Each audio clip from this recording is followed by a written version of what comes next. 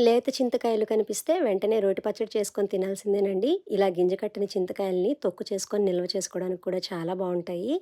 ముందుగా చింతకాయల్ని నీళ్లతో 2, 3 సార్లు శుభ్రంగా కడిగేసి ఇలా చిన్న చిన్న ముక్కలుగా చేసుకొని పక్కన పెట్టేసి, ఇప్పుడు ప్యాన్‌లో కొన్ని పల్లీలు వేసుకొని చిన్న మంట మీద దోరగా వేయించి తీసి పక్కన పెట్టేసి, ఇదే ప్యాన్‌లో కొద్దిగా నూనె వేడి చేసి, చింతకాయ ముక్కలు, మీ కారానికి సరిపడా పచ్చిమిరపకాయలు వేసుకొని ఒకసారి గరిటెతో కలిపేసి మూత పెట్టి 2 నిమిషాలు మగ్గించి స్టవ్ మీద నుండి దించేసి పూర్తిగా వేడి చల్లారనివ్వాలి.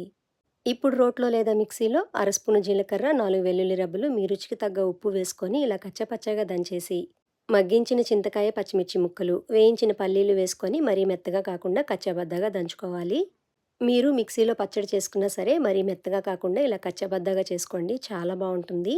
ఇప్పుడు ప్యాన్‌లో కొద్దిగా నూనె వేడి చేసి ఆవాలు, జీలకర్ర, శనగపప్పు పోపు వేసి, ఒక ఉల్లిపాయ, 2 టమోటాల ముక్కలు, కొద్దిగా పసుపు, కరివేపాకు వేసుకొని ఒకసారి గరిటెతో కలిపేసి, టమాటో ముక్కలు ఇలా మెత్తగా మగ్గిపోయిన తర్వాత దంచిపెట్టుకున్న చింతకాయ తొక్కు వేసి, కొద్దిగా నీళ్లు పోసుకొని 2 నిమిషాలు ఉడికించుకుంటే సరిపోతుందండి.